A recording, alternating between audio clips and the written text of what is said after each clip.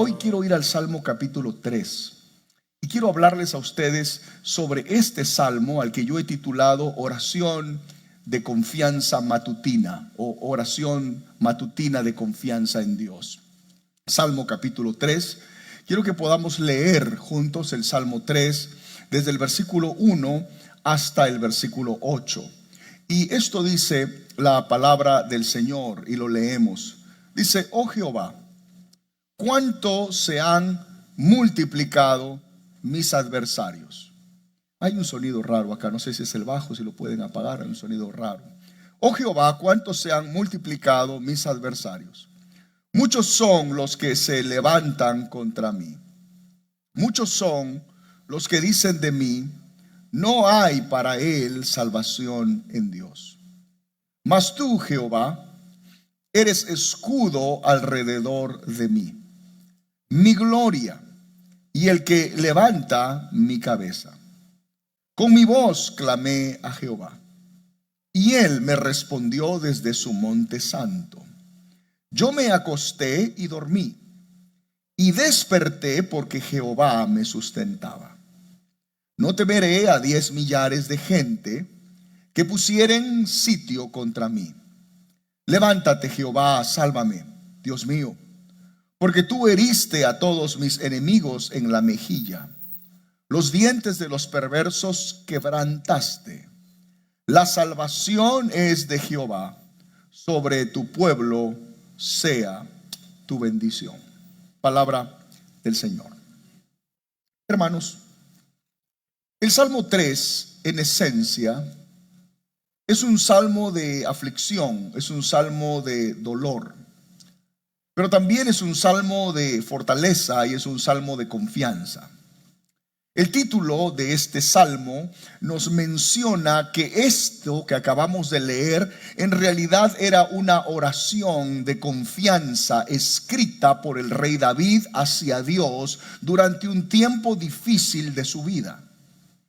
Y hermanos, David, siendo rey, vive una etapa difícil en su vida, y lo más duro es que esa etapa difícil es una etapa de crisis familiar. ¿Quién no ha tenido una etapa de crisis familiar?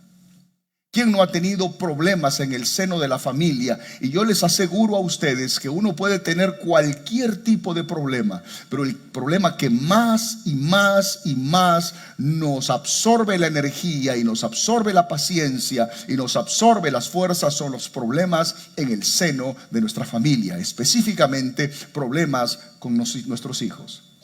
David escribe esto cuando está viviendo una etapa familiar crítica porque uno de sus hijos, su hijo mayor, se levanta contra su padre. Y no solamente se levanta en rebeldía contra él como papá, sino se levanta en rebeldía contra él como rey. Y me refiero a su hijo Absalón. Es más, hermanos, si nosotros que estamos aquí, que usamos la Reina Valera todavía, si usted mira en las letras pequeñas dicen Salmo de David al inicio, cuando huía de delante de Absalón, su hijo. Hermanos, esto es importante saberlo, porque los detalles para entender este salmo los vamos a encontrar en 2 de Samuel. Y yo no tengo tiempo para leer todo, pero si nosotros nos tomáramos el tiempo en 2 de Samuel, y usted lo puede leer en casa, capítulo 15, 16, 17 y 18, en esos 4 capítulos la Biblia le va a contar a usted acerca de cuál fue el problema que trajo a luz que Absalón, hijo de David, se rebelara contra su padre.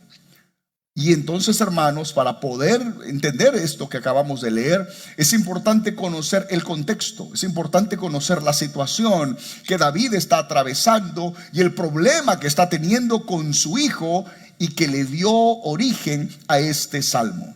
Ahora, para hacerlo fácil, la historia bíblica en 2 de Samuel nos cuenta que el rey David tuvo que huir apresuradamente de Jerusalén cuando su propio hijo Absalón, su hijo mayor, se subleva contra él.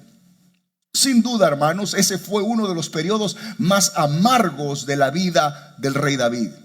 Durante 4 años, su Sutilmente su hijo Absalón se había ganado el corazón de los judíos por medio de halagos. 4 años se tomó Absalón para halagar el corazón de los judíos, y cuando ya los había ganado, inmediatamente los levantó contra su padre por el reino de Israel. Específicamente, si me acompañan a 2 de Samuel capítulo 15, miren ustedes las palabras que este joven Absalón, usa contra su padre y la manera como se gana el corazón de los judíos. 2 de Samuel capítulo 15, vamos solamente a leer los primeros 6 versículos. Y es muy interesante cómo este Absalón trabaja esta situación de una manera muy astuta.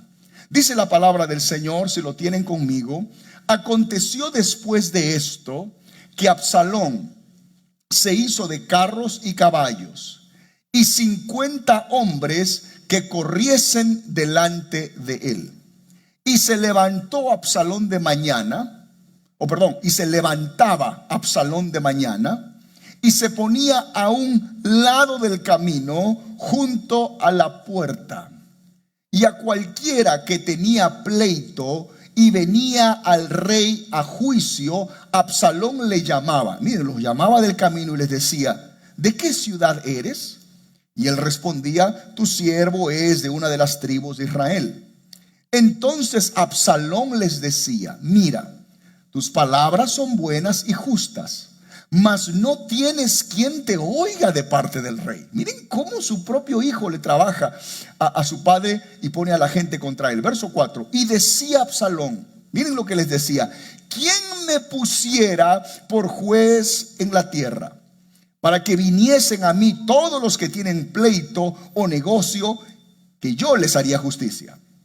5: y acontecía que cuando alguno se acercaba para inclinarse a él, él extendía la mano y lo tomaba y lo besaba. Se había ganado el cariño de la gente. Verso 6: de esta manera hacía con todos los israelitas que venían al rey a juicio, y así robaba Absalón el corazón de los de Israel. Verso 7: al cabo de 4 años, Absalón va y habla con el rey.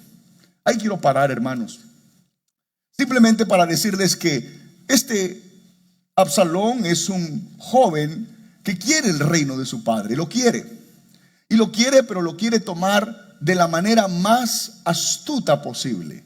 Y de esa manera se gana el corazón de la gente y los hace venir. Parece un político y les dice: ¿para qué vienes a ver a mi padre? Y le dice: bueno, es que vengo porque hay un juicio y tu padre va a dictar justicia sobre este asunto. Y él les da su opinión y los abraza y les da un beso. Y luego que los ha tratado y les ha dicho: yo sí te puedo oír, yo sí te puedo atender tus necesidades, yo sí me preocupo por ti. Luego gritaba y decía: ¿quién me pusiera a mí por rey sobre este pueblo? Sería juez sobre Israel. Hermanos queridos, durante 4 años Absalón hace esto todos los días. Luego ya no tuve tiempo para leer. Después de 4 años, Absalón le dice a su padre: permíteme ir a Hebrón, a la fortaleza, a descansar. En realidad se estaba yendo a Hebrón para juntar a todos los ejércitos que se habían unido a Absalón y venir a atacar a su padre. Cuando Absalón toma la decisión de venir a atacar a su padre, como todo padre, dice: yo no voy a pelear con mi hijo. Agarra sus mujeres, agarra sus otros hijos, agarra a algunos de sus soldados fieles, y en una madrugada David huye de Jerusalén, porque sabe que viene Absalón para tomar el reino y para acabar con la vida de su padre. Hermanos, qué importante es esto que nosotros podamos entender. Lo interesante de esta historia es que cuando David comienza a huir en una noche, cruza un torrente. Un torrente es como un caudal, como un peñasco de agua, llamado el torrente de Cedrón. Y la Biblia dice que lo cruza llorando. David lo cruza llorando. Cruza llorando y lo cruza con su cabeza cubierta. Y se va con su familia y se va con los fieles al desierto. Pero no solamente ello, hermanos. Como es habitualmente, y esto no es un tema solamente de una cultura, es un tema en todo lugar. Hermanos queridos, en los momentos de crisis conocemos realmente quiénes son nuestros verdaderos amigos. Y esto es lo que va a ocurrir con David. Un hombre llamado Ahitofel, su amigo de David, su consejero, su brazo derecho, lo abandona en el momento que David más lo necesitaba y se pone del lado de su hijo Absalón, quien iba a tomar el reino. Hermanos, esto es triste. Entender que no solamente tu familia se está levantando contra ti, no solamente tus hijos se han levantado contra ti, tus amigos se han levantado contra ti. Y tú tienes que ahora, para evitar el conflicto y la confrontación, tener que cruzar un torrente con la cabeza cubierta, con la cabeza agachada, llorando y teniendo tristeza por lo que estás viviendo. No sé cuántos han vivido o están viviendo una situación así. Gente que tú serviste, gente que comió de tu mesa, gente a la que podemos llamar familia, que tú extendiste la mano en el momento que más te necesitaban y tú les echaste una mano y los apoyaste y estuviste para ellos y estuviste con ellos. En el momento que más pudieron, se levantaron contra ti, y no solamente se levantaron para tomar lo que Dios te ha dado, se levantaron para destruir tu carácter, tu testimonio, tu ejemplo, tu reputación, para hablar mal de ti. Y son gente que comió en tu mesa. Son gente que tiene tu apellido. Son gente que le corre la misma sangre tuya y se han dado el lujo de hablar de ti. Si pasó en el tiempo del Antiguo Testamento, pasa hoy día. Esto es exactamente el momento donde David se encuentra. ¿Cómo nos acercamos a Dios cuando estamos en una crisis familiar y todo el mundo se ha levantado contra nosotros?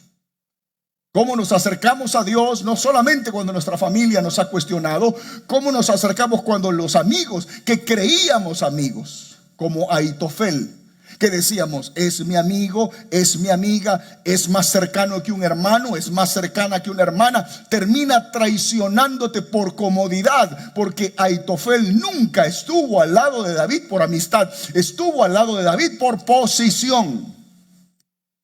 Y el hombre y la mujer que se siente contigo por tu posición, mañana cuando no la tengas, no estarán contigo. Por eso que le hablo cuántas veces a mis hijos que son jóvenes, y les hablo a cuántos jóvenes que están aquí: no se enamoren del prestigio y de la posición, porque el prestigio y la posición se acaban. Enamórense de la persona. Si se enamoran de la persona, juntos podrán construir el prestigio y la posición. Pero si se enamoran del prestigio y de la posición, mañana más tarde, cuando no haya ni prestigio ni posición, la persona no valdrá nada. ¿A quién tienes al lado tuyo?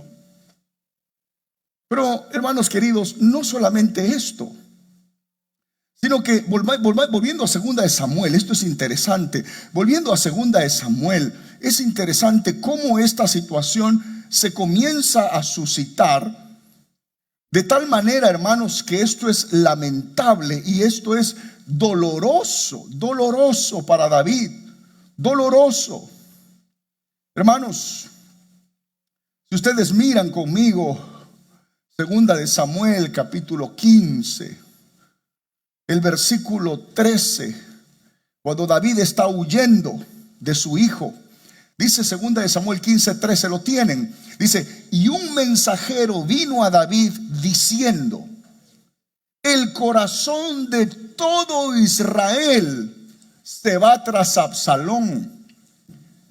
Entonces, 14, David dijo a todos sus siervos que estaban con él en Jerusalén: levantaos y huyamos, porque no podremos escapar delante de Absalón. Daos prisa a partir, no sea que apresurándose él nos alcance y arroje el mal sobre nosotros y hiera la ciudad a filo de espada. Hermanos, David entiende de que su hijo es un hombre con un temperamento malo, perverso. Para que un hijo se tenga que atrever a levantar la espada contra su padre, es exactamente cuando un hijo maldice con sus labios a su padre o a su madre. Es el mismo principio. Usted no agarrará hoy día una espada o una pistola, pero en el momento donde abre su boca para maldecir a sus progenitores, usted es un Absalón. Y lo único que le va a tocar es el final de Absalón. Pero hermanos, qué interesante esto, cómo muchas veces nosotros tenemos que enfrentar esos momentos. David está huyendo. Ahora 2 Samuel 16, si lo tienen allí. David está huyendo. Y en el verso 5, 2 Samuel 16, no solamente está huyendo de su hijo, ahora lo maldicen a David. Miren, 16:5, lo tenemos, hermanos. Y vino el rey David, está huyendo hasta Baurim. Y he aquí que salía uno de la familia de casa de Saúl. Los de la familia de Saúl lo odiaban porque David había tomado el reino de Saúl, el cual se llamaba Simei, hijo de Gera. ¿Y cómo salía este Simei contra David? Salía maldiciendo. 6. Y arrojando piedras contra David y contra todos los siervos del rey David, y todo el pueblo y todos los hombres valientes estaban a su derecha y a su izquierda. Comienza este Simei a tirar piedras y a maldecir. Qué banalidades no le estarían diciendo. 7. Y decía Simei maldiciéndole: fuera, fuera, le decía a David, hombre sanguinario y perverso. Ahora la Biblia está moderando el lenguaje. No creo que haya dicho fuera, fuera, hombre sanguinario y perverso. Lo está moderando. ¿Qué basura no habrá salido de la boca de Simei? Verso 8. Jehová te ha dado el pago por toda la sangre de la casa de Saúl, le dice Simei a David, en lugar del cual tú has reinado, y Jehová ha entregado el reino en mano de tu hijo Absalón. Y mírate aquí, sorprendido en tu maldad, porque eres hombre sanguinario. Así lo trata David. Luego que David les había dado a los pocos descendientes de Saúl que habían quedado, les había dado una casa. Los poquitos descendientes que habían quedado de Saúl, David les había dado una casa, una vivienda. Y miren cómo lo trata. ¿Cuántas veces el mundo está esperando tu desgracia para caerte encima? Muchas veces, hermano, el amigo que prende el cigarro o la botella de cerveza, o que viene para celebrar tus logros, muchas veces no conoce los corazones. Están esperando tu caída. Cuando estés en el piso vas a conocer realmente quiénes son los verdaderos amigos. En medio de todo ese contexto, David llora toda una noche y al día siguiente se levanta y escribe el Salmo 3. ¿Cómo escribimos un salmo después de todo lo que estamos viviendo? ¿Cómo nos levantamos después de un día horrible? Hemos tenido que huir la noche anterior porque nuestro hijo nos quiere matar.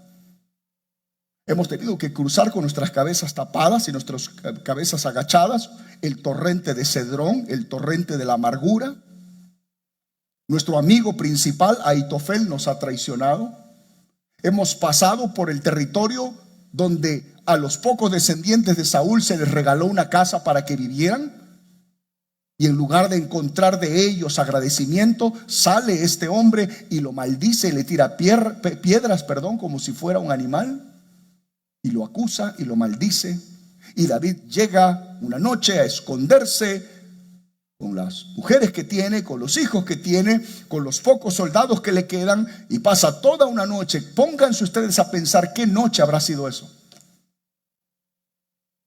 pónganse ustedes a pensar, si ustedes no pueden dormir porque no saben cómo van a pagar el bill al día siguiente y no pueden dormir, o ya les viene el pago del carro y no lo tienen, o el pago de la casa y a veces no duermen bien, imagínense lo que debe haber sido la noche de este hombre. El día siguiente se levanta y lo primero que hace es escribir el Salmo 3. ¿Y cuál es el título del Salmo? Oración matutina de confianza en Dios. Y mi pregunta en esta mañana es: ¿cómo, David? ¿Cómo puedes escribir un salmo de confianza? Mira tu vida. ¿Cuántas veces nuestros hijos nos han dicho esto, verdad? Nuestra familia, ¿cómo puedes seguir yendo a la iglesia? ¿Cómo puedes seguir cantando? ¿Cómo puedes seguir creyendo? Mira cómo estamos. Pero esa es la belleza del servir al Señor. Nosotros nunca hemos servido basados en las circunstancias. Las circunstancias van a cambiar. Nosotros hemos servido sabiendo de que Dios tiene control de las circunstancias, y sean días buenos o sean días malos, eso es un tema de Dios. Mi tarea es alabarlo y adorarlo en todo tiempo y poner mi confianza en Él. Cuando pasas toda una noche horrible, ¿cómo te levantas al día siguiente? David se levanta al día siguiente después de toda una noche catastrófica para escribir una oración de mañana de confianza en Dios.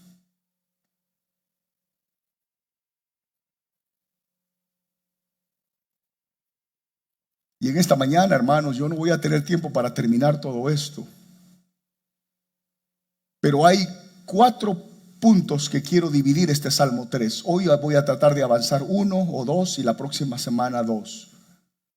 En este Salmo David va a hablarnos, o el Salmo nos va a hablar de las dificultades de David, verso 1 y 2. La confianza de David, verso 3 y 4. El descanso de David, versos 5 y 6. Y la petición de David, versos 7 y 8. Empecemos entonces por el primero, las dificultades de David. Salmos 3, verso 1 y 2, ahí lo dice.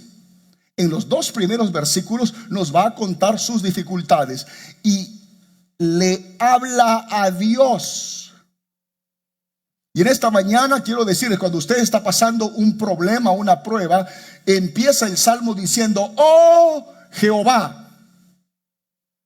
Y en esta mañana le quiero decir a usted y a los que nos miran, cuando usted y yo pasamos un problema, al primero al que le clamamos es a Jehová.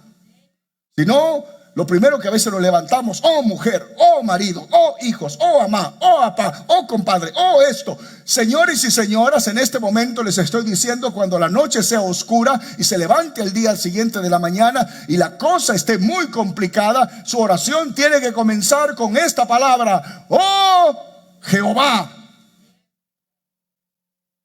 Es a Él a quien le contamos nuestras dificultades. Y le dice a Jehová, a Él le cuenta. ¿Qué le cuenta? Claro, ¿cómo no le va a contar si durante varios tiempos le contó a Ahitofel? ¿Y dónde lo dejó Ahitofel? Lo traicionó. Por eso que en esta mañana te estoy diciendo, no aprendes, le vives estás buscando desesperación. Es que I need a best friend. No, you have your best friend. Your best friend se llama Jesucristo. Cuéntaselo a Él.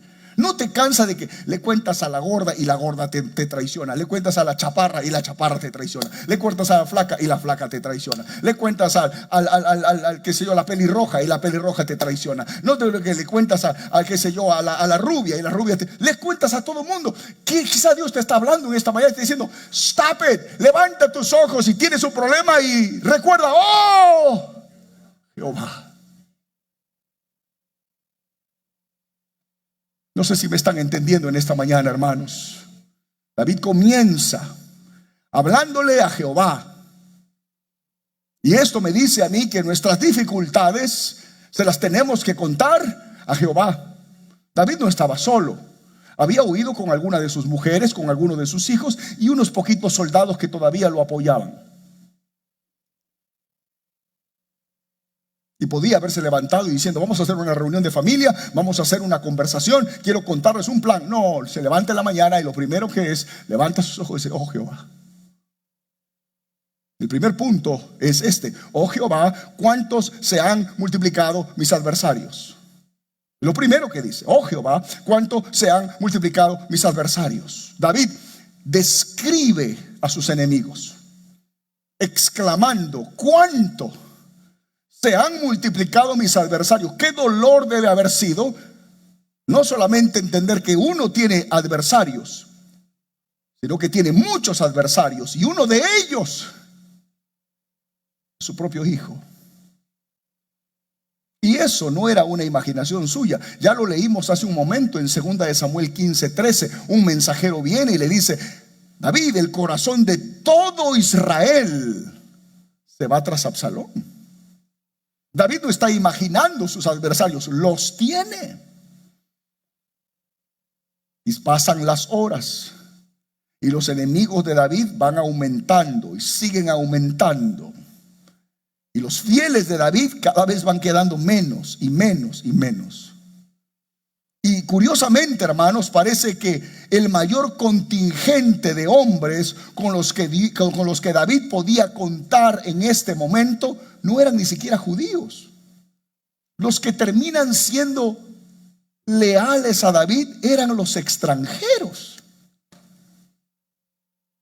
Se levanta un grupo de 600 hombres filisteos de una ciudad llamada Gat.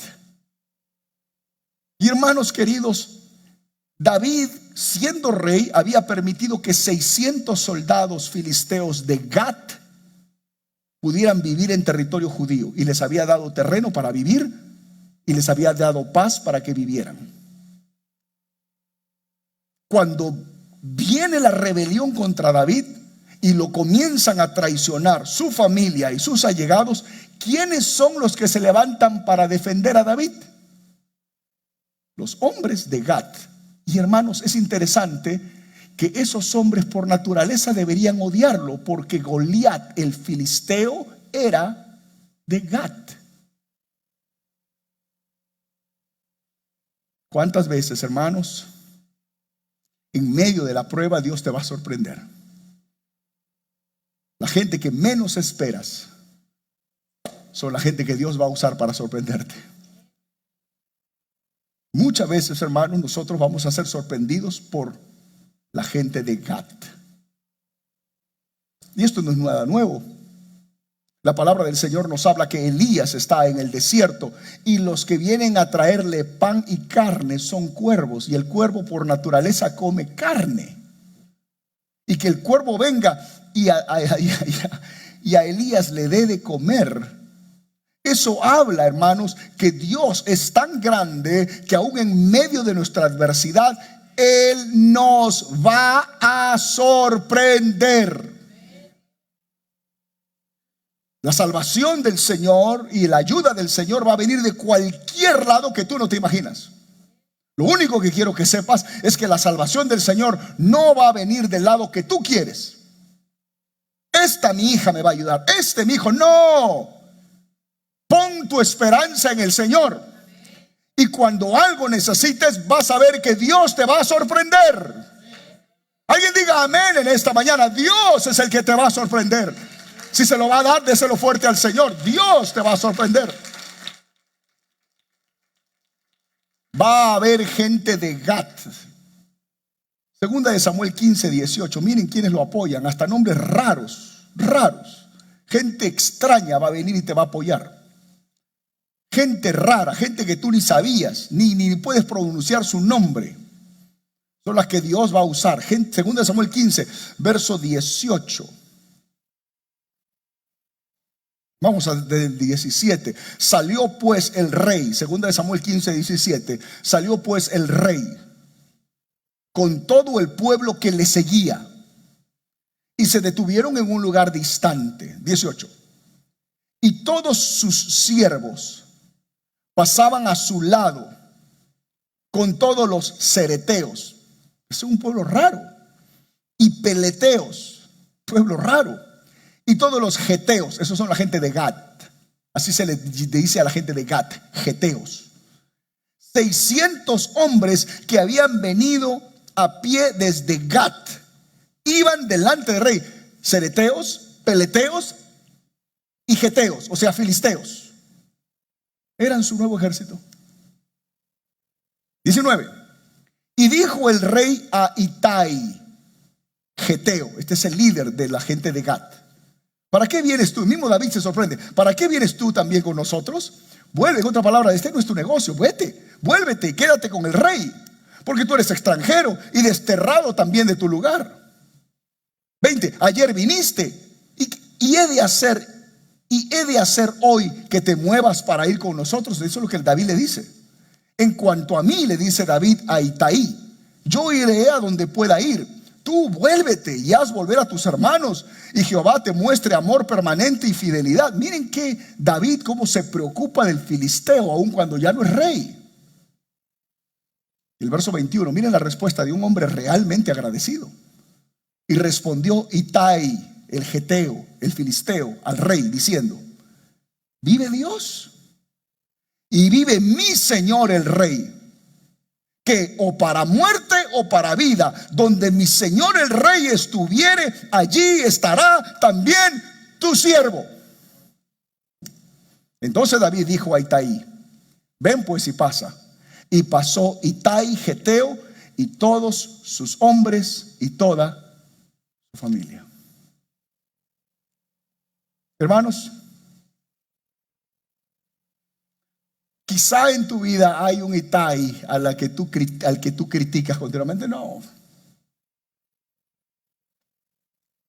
Quizá te va a sorprender el Señor. Un hombre, una mujer grata, no tienes que darle mucho para que sea agradecido. Le das un pedazo de pan y la persona que tiene gratitud nunca se va a olvidar. Una persona ingrata en su alma, puedes bajarle la luna si deseas y las estrellas si quieres, nunca será suficiente. Hermanos y hermanas, en esta mañana les digo, David escribe el Salmo 3 en un momento donde todo su mundo se ha convulsionado. El día anterior, en la mañana, y ya con esto voy a ir terminando, estaba sentado cómodamente en su trono como el rey de Israel, con las comodidades y con el lujo de ser el rey. Y en la noche de ese mismo día tenía que salir huyendo como si fuera el viejo David que huía de Saúl. Ahora huye delante de su hijo. Y en el camino se revela su hijo, se revelan sus consejeros, se revelan sus amigos.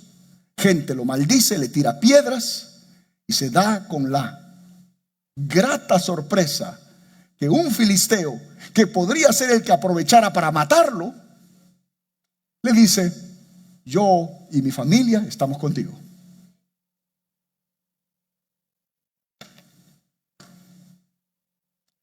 David se levanta al día siguiente y dice: Señor, ¿cuántos se han multiplicado mis adversarios? Quizá en esta mañana te estoy diciendo, hermanos, les estoy diciendo, ¿cuántas veces nuestros adversarios se han multiplicado? Y si se han multiplicado tus adversarios, tienes que entender de que al final del día Dios es el único que te puede ayudar. Hermanos, David no era un hombre malo. No era un hombre perfecto, pero no era un hombre malo.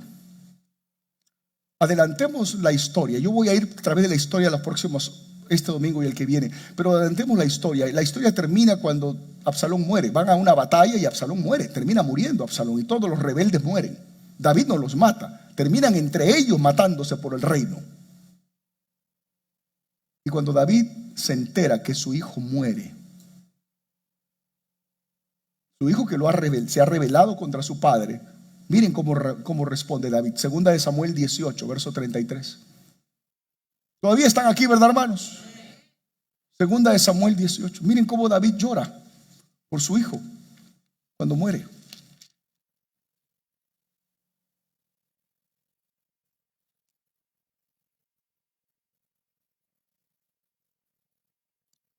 Segunda de Samuel 18.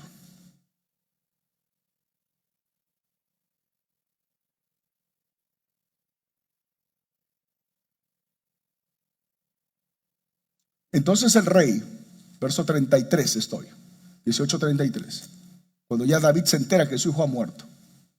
Entonces el rey se turbó y subió a la sala de la puerta y lloró, y yendo decía así: hijo mío, Absalón, hijo mío, Absalón, ¿quién me diera que yo muriera en lugar de ti, Absalón? Hijo mío, hijo mío. Este hombre David amaba a su hijo. En su lecho de muerte, David no dice: merecido lo tiene por haberse rebelado contra mí, por haber usurpado lo que no debía. David llora y dice: oh, hijo mío, hijo mío, hijo mío, hijo mío. Hermanos queridos, ¿qué sucede cuando usted tiene los sentimientos correctos para sus hijos y sus hijos tienen los sentimientos incorrectos hacia usted? ¿Qué sucede? ¿Qué sucede si usted toda la vida en la familia, póngale el apellido que quiera, ha sido el que ha dado, el que ha ayudado, el que ha animado, el que se ha sacado de la cartera el extra para dar, porque en México hay que mandar, a El Salvador hay que mandar, a Honduras hay que mandar, a Perú hay que mandar, porque la tía, porque el primo, que es un tratamiento, que acá, y usted ha dado y ha dado y ha dado? ¿Qué pasa cuando aquellos a los que usted le ha dado no tienen el mismo sentimiento cuando usted necesita? Quizá la pregunta más clara es: ¿cómo un hombre como David, conforme al corazón de Dios, puede producir un hijo como Absalón? ¿Cómo?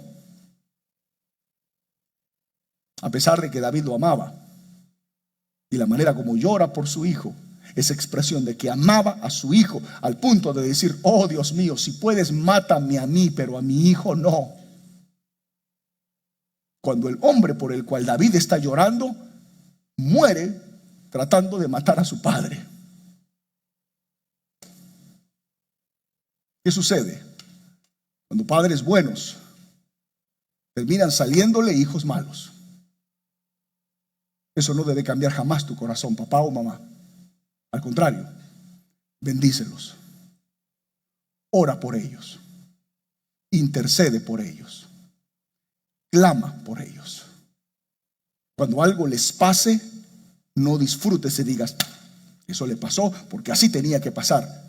Llora por ellos, intercede por ellos, clama por ellos, gime por ellos, siente el dolor de ellos y dice: Señor, mi hijo, mi hija. Hermanos queridos, en ese contexto David dice: muchos se han multiplicado mis adversarios. Y lo más triste, hermanos, David dice, el punto número 2: muchos son los que dicen de mí: no hay para él salvación en Dios. La gente le dice a David: no hay salvación para ti. ¿Le han dicho eso a usted? Acá se acaba, de esta no sales. Eso es lo que le está diciendo la gente. Usted me dirá: pastor, esto es una cosa muy difícil de procesar. Usted que dice que yo danzo como David, porque hay iglesias muy fanáticas, y si el Espíritu de Dios se mueve en mí, yo danzo como... Y la gente, para que David danzara de esa manera, tenía que vivir esto. Para que David aplaudiera y se gozara en el Señor, tuvo que haber vivido esto. Todo lo que vive, y encima muchos de los que él ha servido le dicen: ya este está acabado, David está acabado, no hay para él salvación, su Dios lo ha olvidado, su Dios no lo ha perdonado. Porque, hermanos queridos, el más grande fantasma que David tiene en este tiempo es que él ha pecado hace un tiempo atrás con Betsabé, y su más grande fantasma es: ¿será que Dios me habrá perdonado realmente? Sí, pequé, pero también me arrodillé y también me humillé y también pedí perdón. ¿Será que Dios me ha perdonado realmente?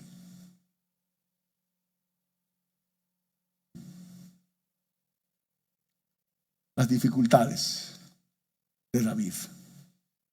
¿Cuántas veces el enemigo va a querer, hermano y hermana querida, llevarte al mismo asunto? Esto te está pasando. Estás enferma por lo que hiciste. Esos problemas que tienes es por lo que tú hiciste, que tú sabes. La voz acusadora del enemigo para molestarte, para perturbarte, y las voces, eso le está pasando. ¿Está enferma o está enfermo? Por eso. ¿Le está yendo mal? Por esto.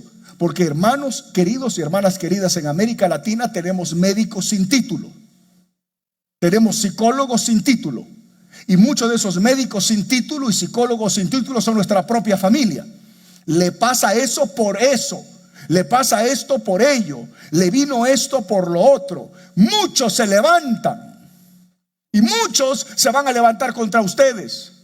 Y les hablo como su pastor en esta mañana, hermanos. Nosotros somos de la familia de David.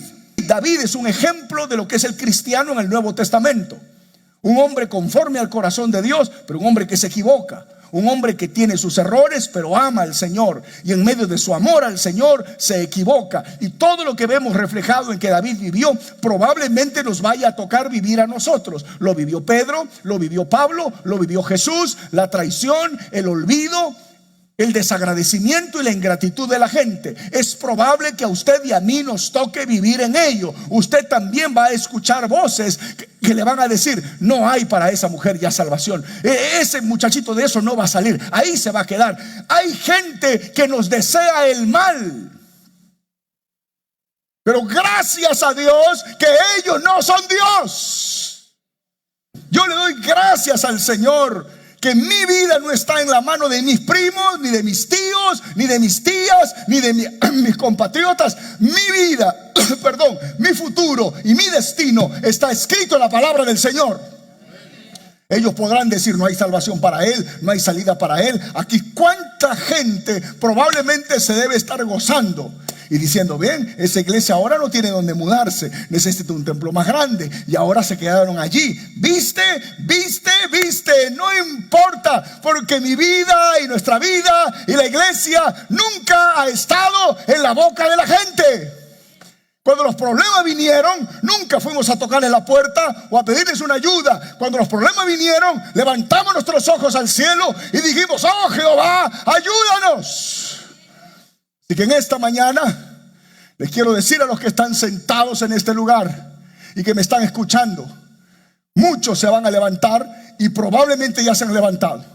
Y nuevamente usa la palabra: muchos son los que dicen de mí y están hablando de ti y están diciendo: no sale de esta. Lo van a agarrar y lo van a deportar. Cuánta gente que tú ayudaste en tu propio país quisiera verte de regreso en tu país sin nada y gozarse y decir: ¿viste?